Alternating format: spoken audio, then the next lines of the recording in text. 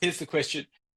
I felt God asked me this question. What is the fruit of an apple tree? Now, I thought that was quite a bizarre question to ask me on a Friday afternoon. And I know that you all think that the answer is apple, and I know you all know that isn't the answer. All right. So this is the question about what is the fruit of an apple tree? So I thought about it for a while, and I said, "Oh, it's going to be apple." And I just felt God gave me a slap around the face and said, "You idiot." He said, "No, the fruit of an apple tree is," wait for dramatic pause, "an orchard. The mechanism is the apple." And up until that point, my entire goal was to see how big a tree I could make. For me, it all meant how many apples did I have in my tree? I used to count them every Sunday. How many apples do I have in my tree? How big is my tree? How big can I get my tree to be?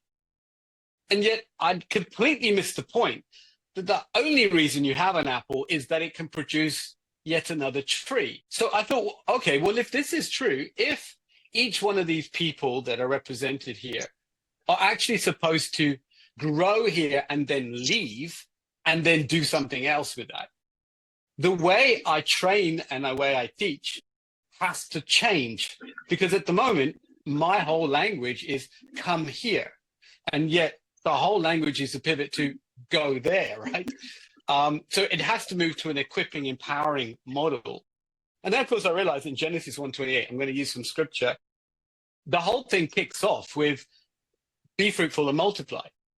In fact, the very first paradigm, the principle that is in any ancient wisdom, it's not just in the Bible, it's in many others, is that we're not designed just to become bigger and bigger and bigger. We're designed to reproduce, reproduce, reproduce. And yet nature does that automatically. Everything about nature is reproduce.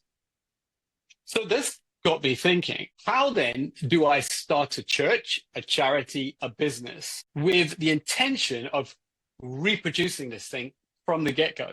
What needs to be different? And this is paramount if you're going to start a business. One of the first questions I ask anyone who's starting a business is, what's your end in mind here? What are you trying to do? Are you just trying to become the biggest single business? Or are you trying to reproduce this thing so that you become a number of businesses?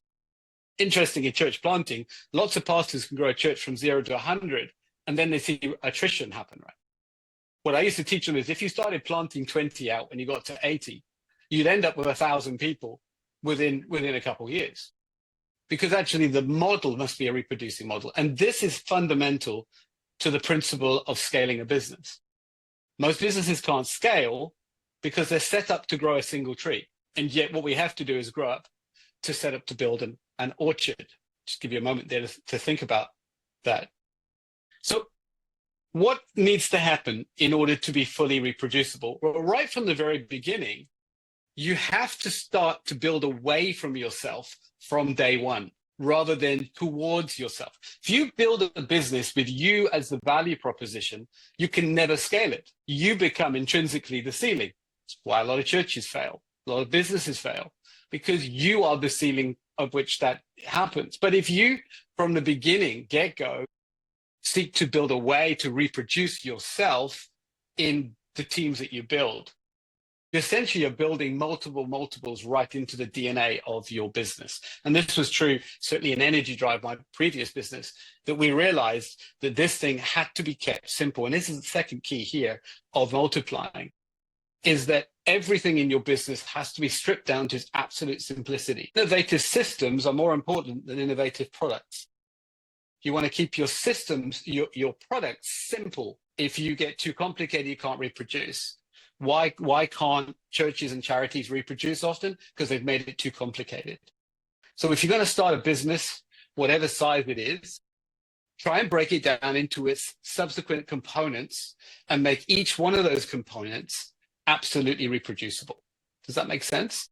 And again, if you're looking at churches in the New Testament, the whole model of New Testament is highly simple and highly reproducible. That's the model. And if you look at nature, everything in nature is down to simple, reproduced patterns.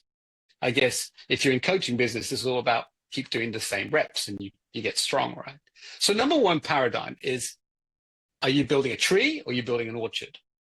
If you start with a tree mentality, you will become that limit. And it's very hard. In fact, the only way you can change that is really got to change the DNA. A lot of that is then cutting the tree back and starting again.